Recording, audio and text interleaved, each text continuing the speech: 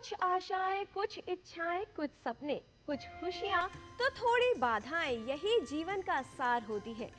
सच्चे दिल से की गई प्रार्थना सदा ही स्वीकार होती है। जीवन में स्वयं ही कुछ नहीं मिलता, बाधाओं के लिए निरंतर लड़ना रहता है, तभी बाधाएं पार होती हैं और जिसने कर लिया हो अपने मन को नियंत्रण में, उसी की जय जयकार होती है। सुप्रभातम, स्वागत है आपका इस विशेष कार्यक्रम में। मैं हूं किरण भारद्वाज।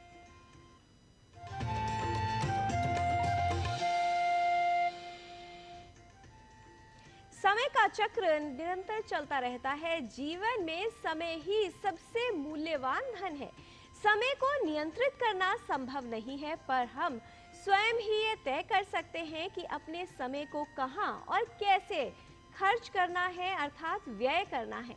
इसीलिए यदि समय को हम ऐसी स्थितियों में व्यय करते हैं जिस पर हमारा वश नहीं है और उनसे डरकर परेशान हो जाते हैं, जिस पर हमारा नियंत्रण नहीं है, तो समझ लीजिए कि आप अपना समय व्यर्थ कर रहे हैं। इसलिए ऐसी बातों में समय को नष्ट नहीं करना चाहिए, ऐसी बातों से बचना चाहिए और स्वयं को सकारात्मक रखना चाहिए, क्योंकि समय का सही उपयोग करना ही जीवन को सफल बनाता है। समय का ज्ञान और इसका सम्मान आवश्यक है। आइए समय की पहचान के लिए देख लेते हैं आज का पंचांग और जान लेते हैं क्या है आज की तिथि, वार और नक्षत्र। आज का पंचांग युगाब्द 5127, विक्रम संवत 2082, शक संवत 1947, दक्षिणायन श्रावण मास शुक्ल पक्ष, प्रतिपदा तिथि शुक्रवार, पुष्य नक्षत्र। आज का दिन सभी के लिए मंगलमय हो। हमारा मन अच्छे बुरे, उपयोगी अनुपयोगी सभी प्रकार के विचारों की जन्मस्थली है। ये हमारे निर्णय और विवेक पर निर्भर करता है कि हम कौन से विचारों को ऊर्जा और शक्ति प्रदान करते हैं और किन विचारों को नकार देते हैं, क्योंकि यही हमारे मन पर नियंत्रण का वास्तविक प्रतीक है। यदि हम अपने विचारों और मन पर नियंत्रण रखें तो हमारा जीवन सकारात्मक भी बनता है। अनियंत्रित मन व्यक्ति का सबसे बड़ा शत्रु है और जिसने अपने मन पर, विचारों पर नियंत्रण कर लिया, वो अपना परम मित्र है। इसलिए अपने विचारों को नियंत्रित रखिए, क्योंकि इसी से आपका भविष्य और आपका आने वाला जीवन नियंत्रित हो सकता है।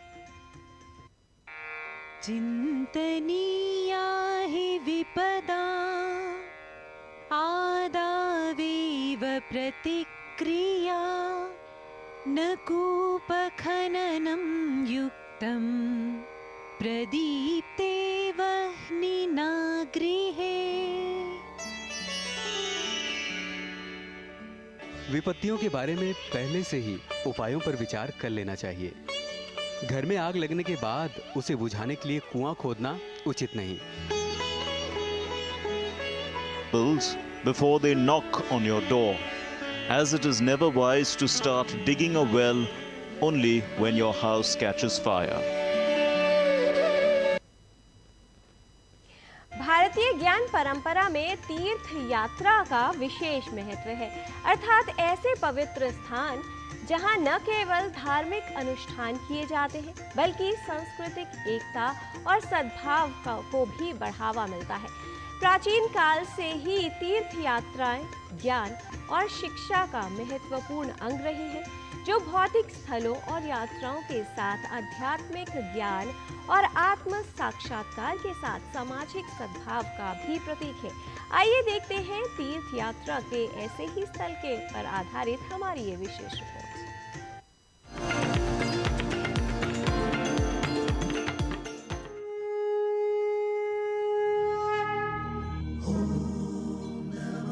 नमः शशांक लेखांक जटाभार महेश्वर गंगा तरंग निर्धूत जटाभार नमोस्तुते।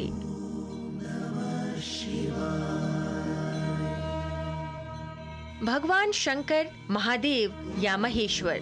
वस्तुतः भगवान शंकर को स्मरण करते हुए, आस्था भाव के साथ भगवान शंकर के नाम का उद्घोष करते हुए भगवान के दर्शन के अभिलाषी श्रद्धालु कठिन से कठिन मार्ग की तीर्थ यात्रा करते हैं। हरति पापादिकम यस्मात् इति तीर्थम। श्रद्धा आस्था भाव से पूर्ण अध्यात्म मार्ग की ओर प्रेरित करने वाली, भगवान की प्राप्ति के लिए सत्य मार्ग दिखाने वाली और पाप का नाश कर पुण्य फल प्रदान करने वाली यात्रा ही वस्तुतः तीर्थ यात्रा बताई गई है। शास्त्र कहते हैं, तीर्थानि सर्वदा यान्ति तीर्थानां कारणं हरिः, तीर्थी कुर्वन्ति तीर्थानि सताम संसर्गतो गतिम। यानी तीर्थों की यात्रा करने से व्यक्ति को भगवान की कृपा प्राप्त होती है, आध्यात्मिक लाभ होता है। तीर्थ यात्रा के समय सत्पुरुषों के संग से तीर्थों की महिमा और अधिक बढ़ जाती है। भारतीय संस्कृति में अनेक तीर्थ यात्राओं का उल्लेख मिलता है।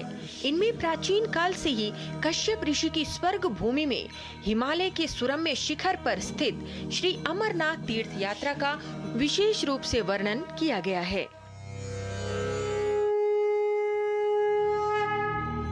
विविध शास्त्रों में श्री अमरनाथ तीर्थ यात्रा के महत्व का विस्तार से वर्णन करते हुए कहा गया है कि श्री अमरनाथ यात्रा कर ऋषि मुनियों और तपस्वियों ने भी स्वयं को धन्य माना है। ग्रंथों के अनुसार श्री अमरनाथ तीर्थ यात्रा के समय जो भक्त शुद्ध मन से, शुद्ध विचार और शुद्ध आचार से श्रद्धा भक्ति के साथ भगवान शिव की आराधना करते हैं, वे मोक्ष यानी जीवन में सुख शांति और संतोष प्राप्त करते हैं।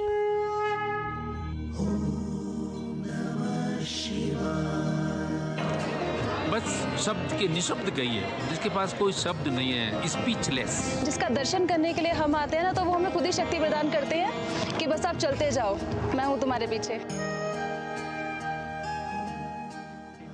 यात्राम् अमरनाथस्य कृत्वा शुद्धिमवाप्नुयात् बाह्याभ्यंतर शुद्धस्तु रसलिंगस्य दर्शने।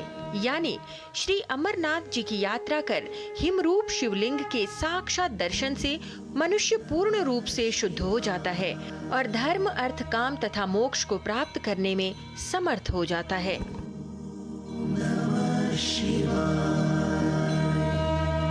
सनातन धर्म में तीर्थ यात्राओं का वास्तविक उद्देश्य भगवत दर्शन के सानिध्य का ज्ञान प्राप्त कर शारीरिक, मानसिक और आध्यात्मिक रूप से स्वयं को शांत, एकाग्र, सुखी और संतुष्ट बनाना है।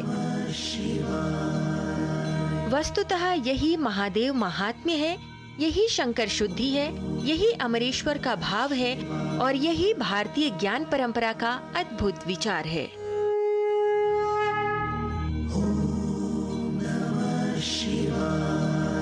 लता वशिष्ठ, डीडी न्यूज।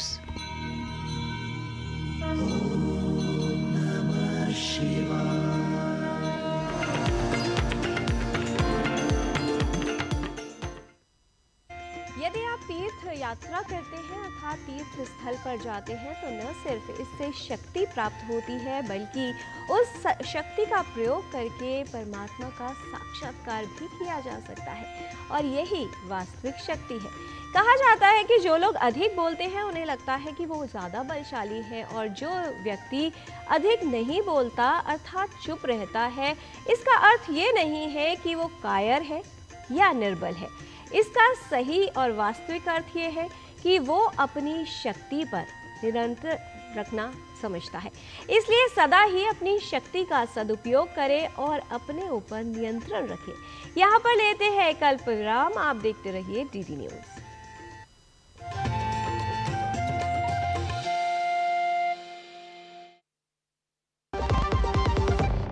दम आलू कैसे बना और दाल तड़का भी और मशरूम मसाला भी। बिना MDH मसालों के टेस्टी खाना कैसे बनेगा? MDH दम आलू, दाल तड़का और मशरूम मसाला। MDH से खाना हर बार मजेदार। मस्त है। सरस छे। उड़ी बाबा। MDH सदा आपको नए स्वाद देने के लिए प्रतिबद्ध है। MDH। ये देख कैसे। हैप्पी बर्थडे भाई। दिखा? हाँ, मेरा फेवरेट कलर। हमेशा शॉपिंग। I know माँ, बट खर्चा करने की भी यही उम्र है, राइट? सेविंग करने की भी यही उम्र है। I know पा, सेव करो, सही जगह निवेश करो, रकम पर ब्याज मिलेगा, जिसे फिर से निवेश करने पर ब्याज मिलता रहेगा। I know ना। RBI कहता है, करो सही शुरुआत, बनो फाइनेंशियली स्मार्ट।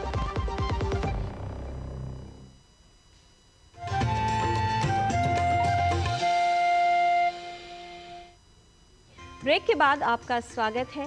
जिस प्रकार मन, शब्दों और व्यवहार का अनियंत्रित होना जीवन में समस्या उत्पन्न करता है, ठीक उसी प्रकार जीवन शैली का अनियंत्रित होना स्वास्थ्य समस्याएं उत्पन्न करता है। मधुमेह एक जीवन शैली से संबंधित रोग है जिसका मुख्य आधार है खान पान में गड़बड़ी या व्यायाम न करना। इसके अलावा तनाव, धूम्रपान और कई ऐसे कारक हैं जो इसके खतरे को बढ़ाते हैं। यदि मधुमेह होने पर व्यक्ति में शर्करा का स्तर अनियंत्रित रहे तो लंबे समय में इसके कई तरह के दुष्प्रभाव देखे जा सकते हैं। कई तरह की समस्याएं और जटिलताएं होने की संभावना बढ़ जाती है। मधुमेह से जुड़ी कई जटिलताओं में से एक मुख्य नाम है डायबिटिक रेटिनोपैथी। क्या है ये अवस्था और क्यों उत्पन्न होती है, कैसे इससे बचाव किया जा सकता है, आइए समझ लेते हैं।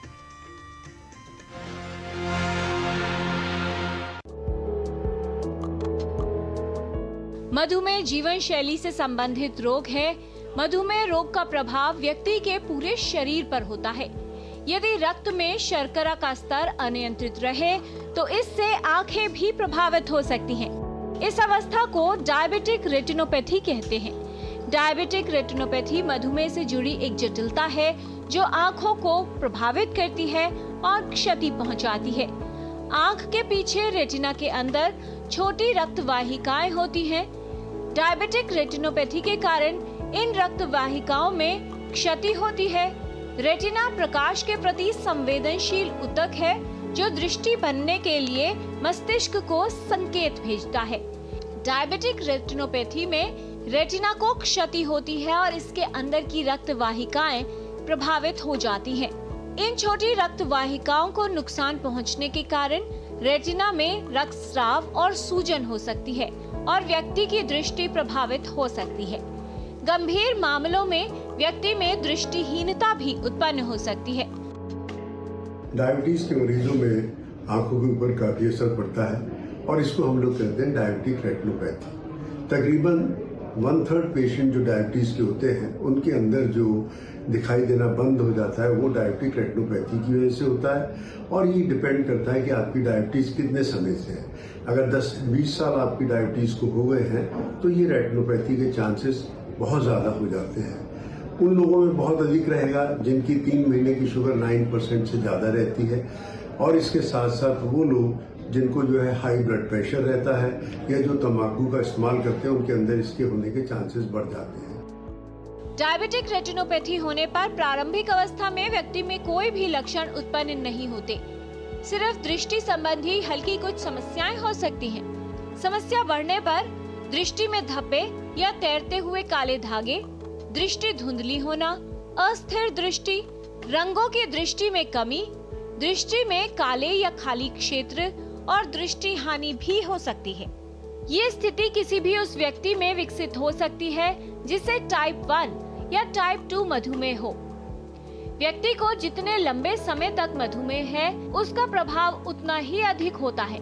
यदि रक्त में शर्करा का स्तर नियंत्रित न रहे तो आंखों में जटिलताएं विकसित होने की संभावना अधिक जल्दी हो जाती है। डायबिटिक रेटिनोपैथी की अवस्था धीरे धीरे बढ़ती है और व्यक्ति की जटिलताएं भी। डायबिटिक रेटिनोपैथी को साइलेंट थीफ कहा जाता है क्योंकि इसके लक्षण व्यक्ति के दृष्टि जाने तक बहुत स्पष्ट नहीं होते। इसके जो सिम्टम्स होते हैं आंखों के सामने कई बार जो फ्लोटर्स दिखाई देते हैं, चश्मे का नंबर बदलने लगता है, कई बार यकायक एकदम से दिखाई देना कम हो जाता है। इसीलिए एकदम से जो है अगर डायबिटीज के मरीज हैं अपनी आंखों की जांच कराते रहेंगे तो डायबिटिक रेटिनोपैथी से बच सकते हैं। इसका जब हो जाती है तो नई नई ब्लड वेसल्स बनने लगती हैं और वो पर्दे के ऊपर उनके वो टूट जाती हैं और उसकी वजह से खून जमा हो जाता है और इससे रेटिना डिटैच हो जाता है और एकदम से दिखाई देना बंद कर हो जाता है। ट्रीटमेंट के लिए अपना जो है लेजर का ट्रीटमेंट होता है और उसके द्वारा आप इसको बचा भी सकते हैं और इससे जो है रोक भी सकते हैं। डायबिटिक रेटिनोपैथी होने पर यदि प्रारंभिक अवस्था में इसकी पहचान न हो पाए तो व्यक्ति की दृष्टि सदा के लिए जा सकती है। डायबिटिक रेटिनोपैथी का पता लगाने के लिए आंखों की जांच करवाना आवश्यक होता है। आंखों की जांच से मधुमेह रोग से होने वाले नुकसान का पता जल्द चल सकता है। इससे पहले कि आप देखें कि दृष्टि प्रभावित हो रही है, अपने नेत्र की जांच समय समय पर करवाते रहें। नियमित जांच से मधुमेह रोगी में डायबिटिक रेटिनोपैथी की जल्द पहचान कर सही इलाज करवाया जा सकता है। ऐसा करना दृष्टिहीनता से बचाव में उपयोगी है। यदि आप मधुमेह रोगी हैं, तो विशेषज्ञ की सलाह अनुसार नियमित रूप से अपने आँखों की जांच अवश्य करवाएं। किरण भारद्वाज, डीडी न्यूज।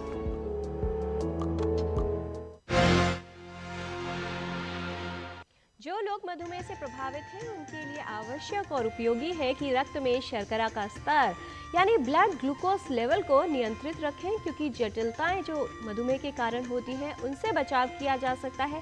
उससे भी बेहतर है कि अपनी जीवन शैली को प्रारंभिक अवस्था से ही नियंत्रित रखें, जिससे मधुमेह और जीवन शैली से संबंधित अन्य रोगों से बचाव किया जा सके।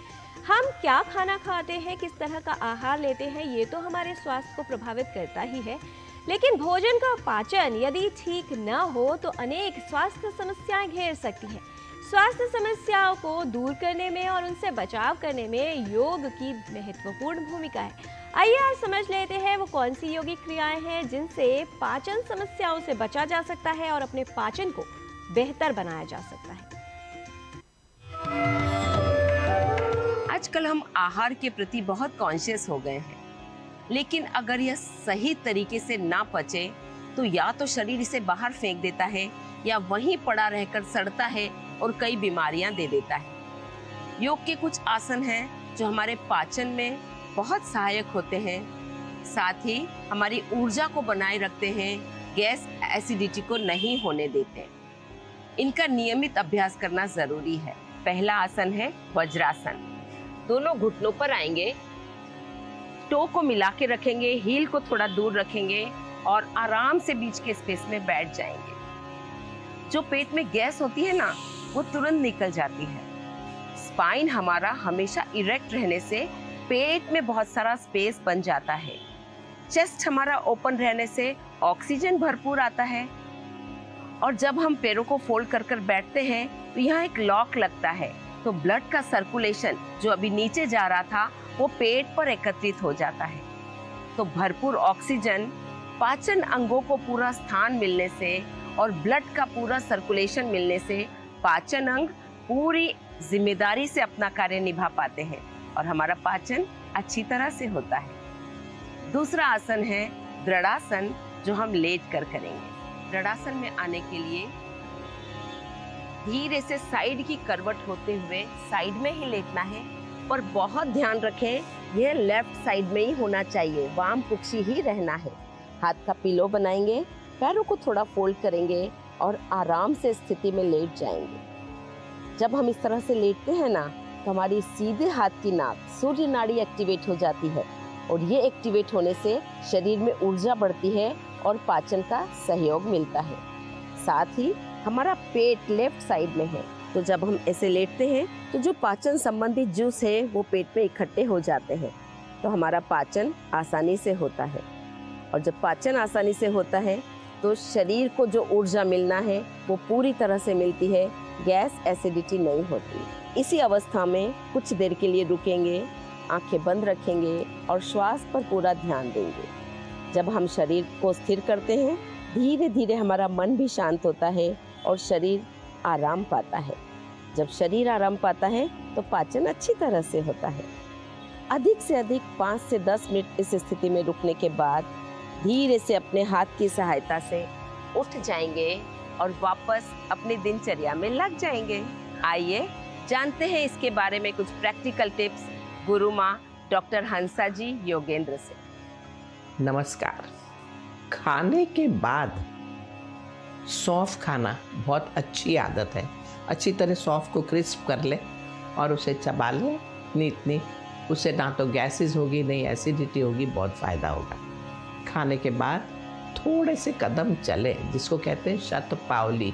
कम से कम 100 कदम तो चलना ही चाहिए, फास्ट नहीं, धीरे धीरे टहलते हुए।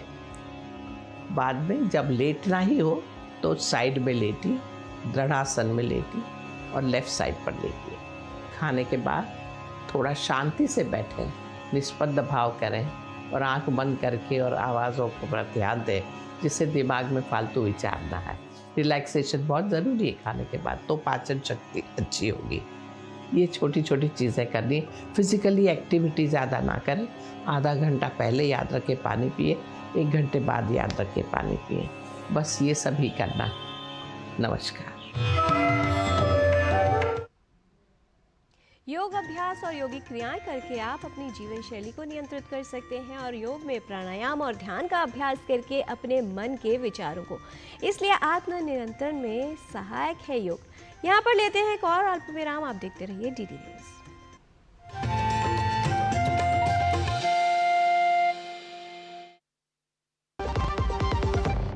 फिर ये डुगडुगी गई कहाँ? पापा के साथ साथ सारे सपने भी चले गए। अब तो बस अपने गैराज में बैठा लोगों की डुगडुगी ठीक करता रहता हूँ। और अपने बच्चों के सपनों के साथ ऐसा कुछ नहीं होने देना। वो कैसे? पहले से लाइफ इंश्योरेंस का टर्म प्लान ले रखा है। बड़े भैया, सपनों को रखो सुरक्षित टर्म प्लान के साथ। सबसे पहले लाइफ इंश्योरेंस। जो लक्ष्य चुना था समझ आने लगा है। GLA यूनिवर्सिटी, उच्च लक्ष्य की निश्चित प्राप्ति।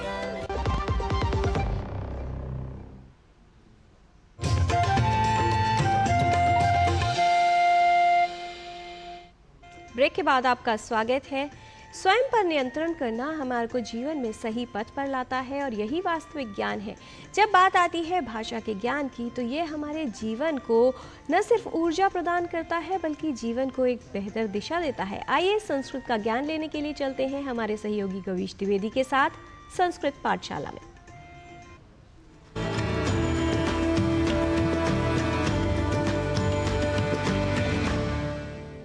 नमो नमः मित्राणि। भाषा प्रभागस्य एतस्यां संस्कृत कक्षायां भवतां सर्वेषामपि स्वागतम्। मम नाम गवीशः।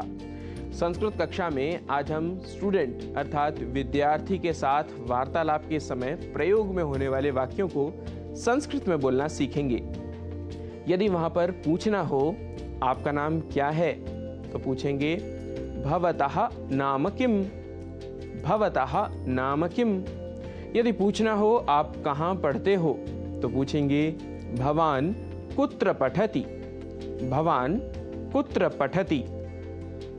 यदि वाक्य आए मैं इसी कॉलेज में पढ़ता हूँ तो संस्कृत में कहेंगे अहम एतस्मिन् एव महाविद्यालये पठामि, अहम एतस्मिन् एव महाविद्यालये पठामि। यदि वाक्य हो मेरा परीक्षा समय आ रहा है तो कहेंगे मम परीक्षा कालः आगतः, मम परीक्षा कालः आगतः। कैसी तैयारी है? यदि छात्र से यह पूछना हो तो संस्कृत में पूछेंगे सिद्धता कथम अस्ति, सिद्धता कथम अस्ति। और यदि उत्तर मिले कोर्स ही पूरा नहीं हुआ तो इसे संस्कृत में कहेंगे पाठ्यक्रमः एव न समाप्तः, पाठ्यक्रमः एव न समाप्तः।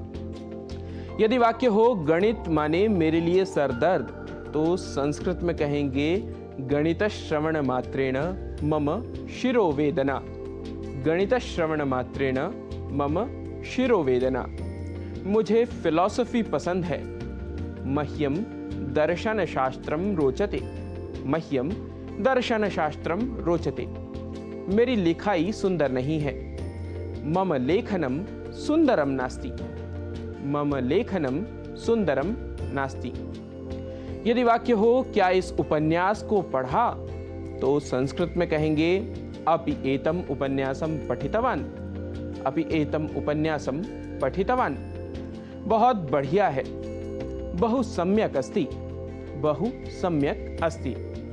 बहुत पहले पढ़ा था, बहु पूर्वमेव पठितवान, बहु पूर्वमेव पठितवान। यदि वाक्य हो कल उठने में देर हुई तो संस्कृत में कहेंगे ह्यः उत्थाने विलंबः जातः, ह्यः उत्थाने विलंबः जातः। कल तो छुट्टी थी। यदि इस वाक्य को संस्कृत में बोलना हो तो कहेंगे ह्यः तु विरामः आसीत्, ह्यः तु विरामः आसीत्। जरा पेन देना। यदि यह वाक्य हो तो कहेंगे कृपया लेखनीं ददातु, कृपया लेखनीं ददातु। आओ खेलते हैं। यदि यह वाक्य हो तो कहेंगे आगच्छतु क्रीडावः, आगच्छतु क्रीडावः। नहीं, बहुत पढ़ना है। नैव पठनीयं बहु अस्ति। नैव पठनीयं बहु अस्ति। क्या मुझे पढ़ना नहीं है? किं मया पठनीयं नास्ति। किं मया पठनीयं नास्ति। मित्रों, प्रतिदिन इस प्रकार के कुछ वाक्यों को धीरे धीरे सीखने व नित्य अभ्यास करने से आपका भाषाधिगम बढ़ता जाएगा। ऐसे ही वाक्यों को जानने व अभ्यास करने के लिए आप संस्कृत पाठशाला से जुड़े रहिए और अपनी प्रतिक्रियाएं भी सोशल मीडिया के माध्यम से हमें भेजते रहिए। आज की कक्षा में इतना ही। आपसे पुनः भेंट होगी संस्कृत की कक्षा में नए विषय, नए वाक्यों के साथ। तब तक के लिए नमस्कार।